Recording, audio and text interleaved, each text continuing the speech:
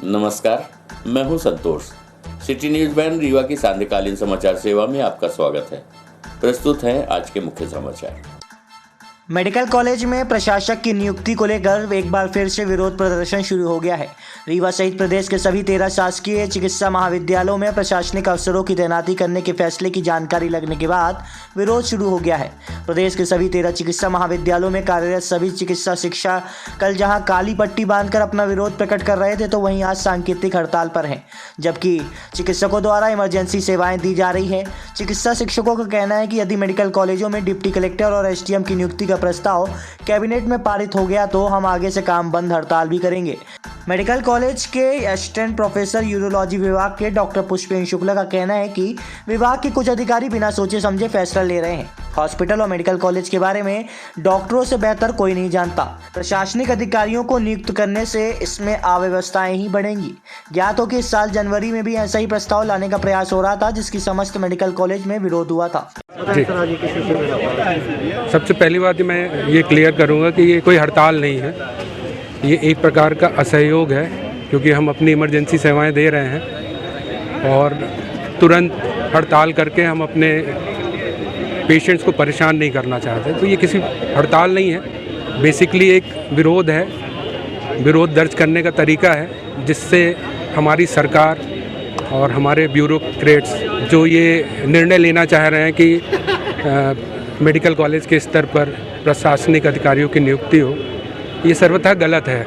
इसका कोई औचित्य नहीं है। मैं कल से बार बार यही बात कह रहा हूँ कि हम लोग अच्छा काम कर रहे हैं और हम लोग का काम निरंतर संजय गांधी और जीएमएच और सुपर स्पेशलिटी में बढ़ते हुए मरीजों की संख्या इसका गवाह है और हम लोग इसी तरह अच्छा काम करते रहेंगे और इस प्रकार के कदम की कोई ज़रूरत नहीं है।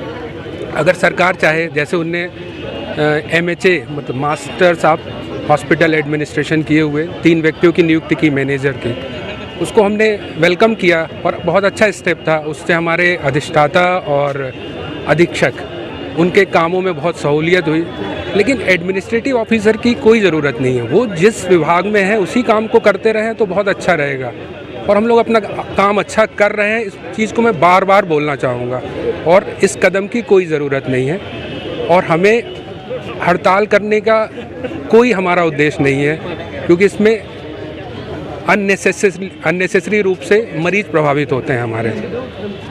जो हम मेडिकल कॉलेजों में हड़ताल चल रही है, वहाँ भी इमरजेंसी सेवाएं मतलब चालू हैं और इसी तरह एक विरोध प्रदर्शन किया जा रहा है। हाँ, हड़ताल हो सकती है अगर सरकार अपने कदम को, ये जो आज कैबिनेट में प्रस्ताव रखने वाली, उसको वापस नहीं लेगी तो हड़ताल हो सकती है। क्या माना जाए कल से अगर हड़ताल हो जाएगी? अब इसके लिए आज करीब 12 बजे हमारे सभी 13 मेडिकल कॉलेज के पदाधिकारियों की मीटिंग होगी और उसके हिसाब से हम निर्णय करेंगे और हमारा मेन एम यही रहेगा कि हड़ताल हमें ना करनी पड़े, क्योंकि हम समाज के जिस वर्ग से आते हैं हमारी बहुत सारी रिस्पॉन्सिबिलिटी जुड़ी हुई हैं, तो हम हड़ताल नहीं करना चाहते। शहर में सड़क पर मौत बनकर दौड़ी कार, ठेला सहित एक व्यक्ति को मारी टक्कर। 4 लोग बाल बचे तो एक की हुई मौत। ठेले के उड़े पड़ खच्चे। रविदास चौराहे पर बीती देर रात हुई घटना, कार सहित चालक फरार, जांच में जुटी पुलिस। आपको बता दें कि रीवा शहर के विश्वविद्यालय थाना क्षेत्र अंतर्गत नीम चौराहे के समीप रविदास चौराहे पर बीती देर रात अनियंत्रित कार के चालक ने अंडे का ठेला लगाने वाले व्यक्ति को टक्कर मार दी, जिसमें उसकी मौत हो गई और ठेले के भी परकच्चे उड़ गए। घटना के बाद कार सहित चालक फरार हो गया। बता दें कि घटना के संबंध में मृतक कौशलेश साकेत निवासी नीम चौराहे के पुत्र अमरदास साकेत ने जानकारी देते हुए बताया कि उसके पिताजी रोजाना की तरह बीती रात भी रविदास चौराहे पर अंडे का ठेला लगाए हुए थे। इस दौरान अचानक एक कार चालक नीम चौराहे से अजगरा की ओर जाते वक्त पहले उनके पिताजी को ठोकर मारी और उसके बाद ठेले को भी टक्कर मारते हुए निकल गई। इस दौरान उसके पिताजी गंभीर रूप से घायल हो गए, जिन्हें उपचार के लिए रीवा के संजय गांधी अस्पताल लाया गया, जहां चिकित्सकों ने मेडिकल परीक्षण के दौरान उन्हें मृत घोषित कर दिया। अमरदास ने बताया कि काफी तेज गति से कार चल रही थी। इस दौरान 3 से 4 लोग कार की टक्कर लगने से बाल बच गए, नहीं तो एक बड़ा हादसा हो सकता था। घटना की सूचना पर पहुंची पुलिस ने घटनास्थल का निरीक्षण कर अज्ञात कार चालक की तलाश शुरू कर दी है और मामले में मर्ग कायम कर जांच की जा रही है। प्रस्तुत है मृतक के पुत्र एवं राहगीर से प्राप्त जानकारी के अंश। घटना क्या हुई भैया, पूरी घटना बताइए कैसे? गाड़ी आ रही थी सिरमौर चौराहा तरफ से। हम लोग ठेला लगाए थे रोड किनारे। इतनी स्पीड में गाड़ी थी सबसे ऊपर, तो वो ठोकर मारी और चली गई। तो कौन सी गाड़ी थी, कुछ याद पता? ये मारुति कार होती है ना पुरानी, वो गाड़ी है। कितने बजे रात की घटना है लगभग? ये 11 बजे करीब है। क्या नाम है? हमारा नाम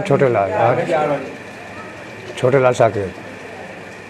अमरदीप साकेत नाम मेरा। ये क्या घटना क्या हुई है, पूरी घटना? घटना ये है कि मेरे पिताजी हमेशा की तरह अपनी दुकानदारी ठेला लगाते हैं, वही रविदास चौराहा कहलाता है, और वो अपनी जगह से ठेला बंद करके, दुकान बंद करके अपनी, और रोड क्रॉस करके अपने साइड से अपने घर की तरफ जा रहे थे। सामने से रीवा की तरफ से या नीम चौराहे की तरफ से बहुत ज़्यादा स्पीड से एक कार आती है, और वो समझ पाते कि कार का डायरेक्शन दिशा कैसी है। इससे पहले कार पूरे ठेले में ठोकर मारती हुई पिताजी के ऊपर से, ठेले के ऊपर से निकल गई, जिसमें पूरे ठेले के चीथड़े उड़ गए, अभी भी वहाँ पड़े हुए हैं रोड पे। और पिताजी के बॉडी में बहुत सारे इंजर्ड या उनका हेड में चोट लगी, और कोई पार्ट, चाहे वो लकड़ी का हो, चाहे ठेले का हो, या फिर उसकी गाड़ी का हो, वो उनके पेट में अंदर तक समा गया। नाम क्या है? कौंसलेस साकेत। निवासी गाँव? हमारा बेसिक गांव खैर मजियार पड़ता है, लेकिन यहाँ बोदाबाग में किराए से काफ़ी सालों से रह रहे हैं और अपना जीवन यापन कर रहे हैं। कितने बजे रात की घटना हुई लगभग? ये 11 बजे के आसपास की घटना है। ये ठेला काहे के लगाते थे? अंडे का ठेला लगाते थे। उनके साथ और भी कोई घटना घट रही थी, बस अकेले वही पिताजी बताए? पिताजी के साथ और भी थे, तो वो माने जो गाड़ी है उसके डायरेक्शन पे मैन पिताजी और उनका ठेला सामने आया, बाकी लोग साइड में हो गए। हमें भैया जो थे प्रत्यक्षदर्शी थे। जवा पुलिस की नशे खिलाफ बड़ी कार्रवाई, आरोपी सहित 1320 सीसी के साथ किया जब्त। इटौरी में वाहन चेकिंग के दौरान टवेरा में 2 बोरी नशीली कप सिरप हुई जब्त, यूपी से लेकर आ रहे थे तस्कर। पुलिस अधीक्षक रीवा नवनीत भसीन के निर्देशन में तराई अंचल के जवा थाने में नशे के खिलाफ इस वर्ष की सबसे बड़ी कार्रवाई की गई है।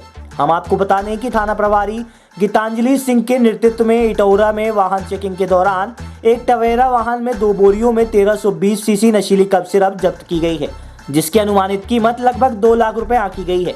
नशीली कप सिरप के साथ पकड़े गए आरोपियों में अमित कुमार कुशवाहा उर्फ राजा निवासी सिरमौर को गिरफ्तार कर एनडीपीएस एक्ट के तहत कार्रवाई की जा रही है। उक्त कार्रवाई में उप निरीक्षक गीतांजलि सिंह, उप निरीक्षक बीपी शर्मा, आरक्षक देवेंद्र शुक्ला, आरक्षक पंकज सिंह चौहान की भूमिका महत्वपूर्ण रही। हम आपको बता दें कि पुलिस अधीक्षक नवनीत भसीन द्वारा इन दिनों जिले में ऑपरेशन प्रहार के तहत नशे के कारोबारियों के विरुद्ध विशेष अभियान चलाया जा रहा है, और खासकर उत्तर प्रदेश की ओर से रीवा जिले में आने वाली मार्गों पर सख्ती बरती जा रही है। इसी के तहत पहले सुहागी, उसके बाद हनुमाना और अब जवा पुलिस ने नशीली कप सिरप के कारोबारियों के खिलाफ बड़ी कार्रवाई की है। प्रस्तुत है पुलिस अधीक्षक नवनीत भसीन से प्राप्त जानकारी के अंश। जैसा कि अभी आप लोग देख रहे हैं, माननीय मुख्यमंत्री जी के निर्देश पर चलाए जा रहे नशा मुक्ति अभियान के तहत लगातार कार्रवाइयाँ जारी हैं। उसी क्रम में 1320 बोतल कोरेक्स भी पकड़ी गई है। थाना जवा ने कार्रवाई की है। इसमें टोयोटा कार में एक आरोपी पकड़ा गया है। अभी हमारी टीम उससे पूछताछ कर रही है, उसको ये इतनी बड़ी मात्रा में कोरेक्स सप्लाई कहाँ से हुई है और उसके बाद गाड़ी किसकी है, इन सब पर हमारा इन्वेस्टिगेशन अभी जारी है। रीवा सीधी के निर्माणाधीन रेल मार्ग में हुआ बड़ा हादसा, सीमेंट के स्लीपर्स में दबकर बालक की हुई मौत। घर से बकरी चराने गया था बालक, इसी दौरान हो गई घटना। रेलवे की पटरी में लगाए जाते हैं स्लीपर्स। आपको बता दें कि रीवा सीधी के निर्माणाधीन रेल मार्ग में सीमेंट के खंभों में दबकर एक बालक की दर्दनाक मौत हो गई। घटना बिछिया थाना क्षेत्र के गंगापुर और पारोखर के बीच पड़ने वाले निर्माणाधीन रेल मार्ग का बताया जा रहा है। घटना के संबंध में अब तक जो जानकारी निकलकर सामने आ रही है, उसमें मृतक का नाम 13 वर्षीय विक्रम केवट बताया जा रहा है, जो बैसा पारोखर का निवासी है। परिजनों का कहना है कि वह दोपहर अपने घर से बकरियां चराने के लिए हमेशा की तरह निकला था और गांव के समीप पारोखर और गंगापुर के बीच निर्माणाधीन रेल मार्ग में स्लीपर्स के ढेर में दबने के कारण उसकी मौत हो गई। परिजनों का कहना है कि मृतक विक्रम केवट 13 वर्ष का है, जो हमेशा बकरियों को लेकर जंगल की ओर जाया करता था। आज जब यह बकरियों को छोड़कर स्लीपर्स के ढेर में बैठा हुआ था, तभी अचानक स्लीपर्स का ढेर पलट गया, जिसके चपेट में आने के कारण विक्रम केवट की दर्दनाक मौत हो गई। घटना की जानकारी मिलने पर स्थानीय लोगों की मदद से बालक को स्लीपर्स के नीचे से निकालकर अस्पताल लाया गया, जहां चिकित्सकों ने उसे मृत घोषित कर दिया है। प्रस्तुत है विक्रम केवट मृतक के भाई से प्राप्त जानकारी के अंश। सामने हमारी तरफ देखते तो क्या हो गया? हम रीवा में थे, फ़ोन लगाया कि पता चला कि वो रेलवे ट्रैक में भाई हमारा दब गया है, चाचे का लड़का। तो वहाँ स्थान पे जगह पे गए तो वहाँ पता चला कि वो रेलवे की पटरी जो सीमेंटेड की रहती है वो दब गई। फिर जेसीबी एक आई है, उससे निकाला गया, देखा गया हम वर्तमान वहाँ पे तो नहीं है। ये बकरी लेके गए थे। जी जी, ये हो गए वहाँ पे उसमें बैठे हुए थे, ये उसका स्ट्रेचर था, तरतर ऊपर वो रखी थी सीमेंटेड की रेलवे लाइन की पटरी, तो हमें लगता है कि उसमें बैठे थे, वो अचानक धनक गई, उसी में दब गए। आपका क्या नाम है? सत्यन सिंह रहा। इनका क्या नाम है? विक्रम केवट, किस गांव के रहने वाले? पड़ोखर। रीवा नगर को 1,58,00,000 के पेयजल प्रस्ताव को मिली हरी झंडी। कांग्रेस और बीजेपी में लगी श्रेय लेने की होड़। अमृत 2 योजना के तहत मंजूर हुई राशि कांग्रेस बता रही महापौर का प्रयास तो भाजपा विधायक को दे रही श्रेय। आपको बता दें कि रीवा नगर वासियों की सबसे बड़ी पेयजल समस्या को दूर करने के लिए शासन ने बड़ी सौगात के रूप में 158 करोड़ के प्रस्ताव को हरी झंडी दे दी है। इस योजना के पूर्व में स्वीकृत 90 करोड़ की जगह जनता की समस्या को लेकर तैयार कराए गए 158 करोड़ के नए प्रस्ताव को शासन ने मंजूरी कर लिया है। लेकिन रीवा वासियों को मिली सौगात के बाद अब श्रेय लेने की होड़ भी लग गई है। शासन द्वारा मिली सौगात पर एक और जहां इसे कांग्रेस की ओर से महापौर अजय मिश्रा बाबा एवं MIC सदस्य इसे अपने प्रयासों का नतीजा बता रहे हैं, तो वहीं समाचार पत्रों में स्थानीय भाजपा विधायक राजेंद्र शुक्ला को श्रेय दिया गया है। बहरहाल इसका श्रेय किसको जाता है ये तो वही जाने, लेकिन माना जा रहा है कि रीवा में निर्मित पेयजल समस्या से लोगों को अब निजात मिल सकेगी। दरअसल पूर्व में स्वीकृत हुए 90 करोड़ की जगह जनता की समस्या को लेकर तैयार कराए गए 158 करोड़ के पेयजल प्रस्ताव को हरी झंडी मिल गई है। महापौर अजय मिश्रा बाबा के मुताबिक उनकी MIC द्वारा जनता की समस्याओं को दूर करने उक्त प्रस्ताव तैयार कर इसे MIC से स्वीकृत की बात शासन को भेजा गया था, जिसके बाद उक्त प्रस्ताव को केंद्र सरकार को भेजा गया और नगर निगम को 158 करोड़ रुपए की स्वीकृति पेयजल व्यवस्था के लिए दी गई है। बताया गया है कि बीते दिवस प्रमुख सचिव नगरीय प्रशासन के साथ हुई इस बैठक में भी उन्होंने इसको लेकर चर्चा की थी, वह जनता की समस्याओं से अवगत कराया था। बता दें कि अमृत योजना फेज 2 के तहत स्वीकृत की गई इस राशि से नगर निगम क्षेत्र में पुरानी पाइपलाइन को बदला जाएगा। इसके अलावा नई पाइपलाइन डालने का काम, नए फिल्टर प्लांट, टंकियां, इंटरव्हीकल एनेक्ट इत्यादि बनाए जाएंगे। इसके लिए निगम ने पूर्व से ही योजना तैयार कर रखी है और इस पर अमल करना बाकी है। प्रस्तुत है महापौर अजय मिश्रा बाबा से प्राप्त जानकारी का अंश। जो स्टेट लेवल टेक्निकल कमेटी थी उसने कटौती कर दिया था। इसके बाद मैं वहां स्वयं गया और प्रमुख सचिव से और नगरीय प्रशासन के आयुक्त से 2 बार मुलाकात किया। हमने उनसे कहा कि आप इसको 199 करोड़ से कम ना करिए। बड़े दबाव के बाद जब वो बोले कि नहीं ये इतना हम लोग नहीं दे सकते क्योंकि रेवेन्यू आपका कम है, हम कहे वो आप उसकी बात मत करिए रेवेन्यू की।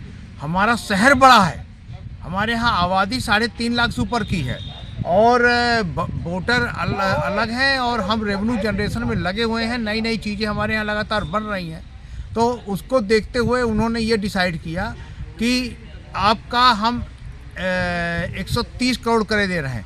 हमने उनसे ये अनुरोध किया कि आप 130 नहीं 160 से कम मत करिए।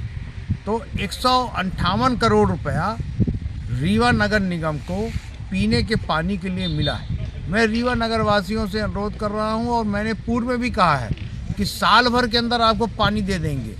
SLTC से हो गया है, अब निविदाएँ होंगी, 1 महीने के अंदर निविदा हो जाएगी। दिसंबर के अंदर, जनवरी फर्स्ट वीक से हमारा टेंडर की प्रक्रिया समाप्त होकर वर्क ऑर्डर हो जाएगा और उसी समय नए साल से काम चालू हो जाएगा। जिसमें हम लोगों ने जो प्रोजेक्ट बनाया था उसमें 14 टंकियाँ थी, उसमें 600 किलोमीटर पीने का पानी बिछाने का पाइपलाइन का था, 60 किलोमीटर राइजिन में जो टंकी भरती है और सबसे प्रमुख जो हम लोगों ने उसको लिया था वो 60 किलोमीटर गंदा पानी जो शहर में आता उसकी पाइपलाइनों को चेंज करने के लिए लिया था। 2 फिल्टर प्लांट हैं, एक मैदानी में बनना है और एक आपके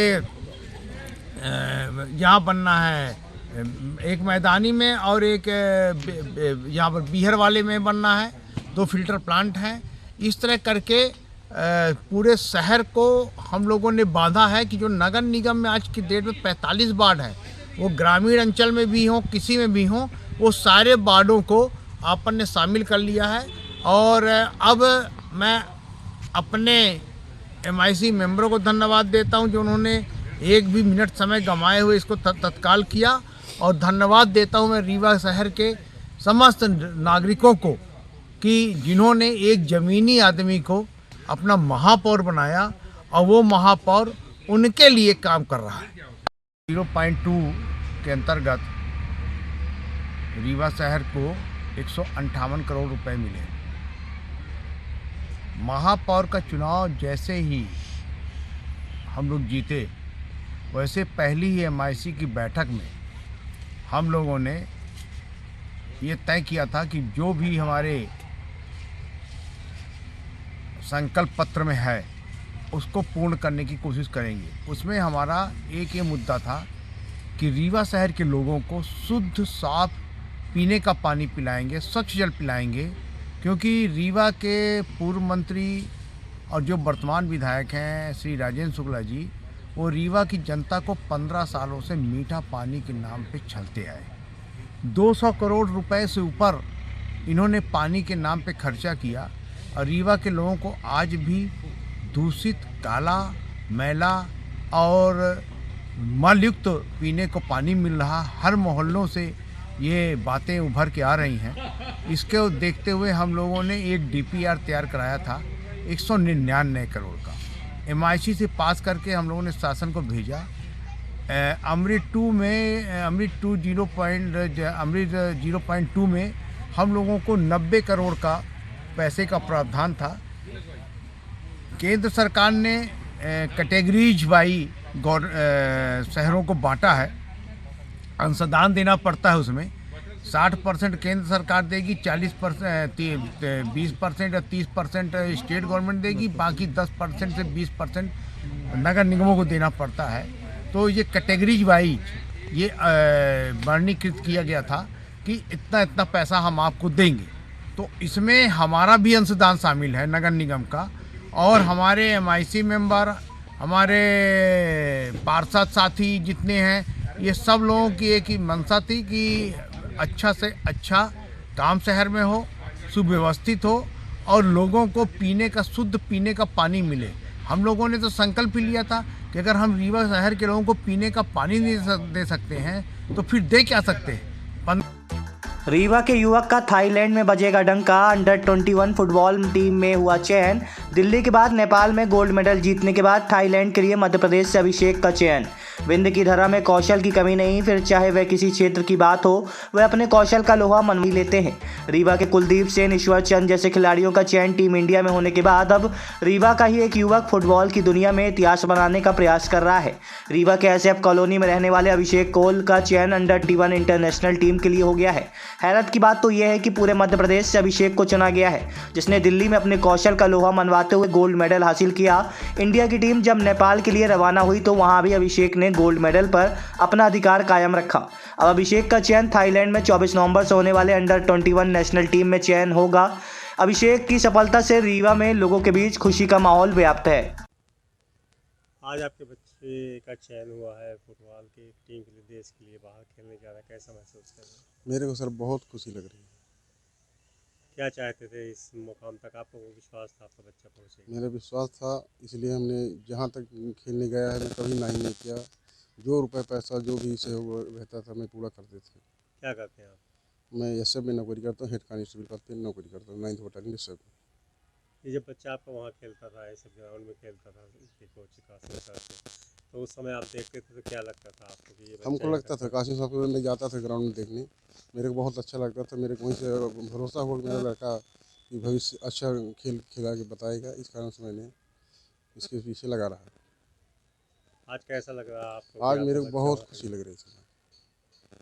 क्या चाहते हैं कि आपका बच्चा कहाँ तक पहुँचेगा? मैं सोचता हूँ कि वो अपने देश के प्रति बहुत अच्छा नाम उजागर करे, जिसमें मेरे देश और हमारा और उनके लड़के का भविष्य अच्छी तरह से रहे।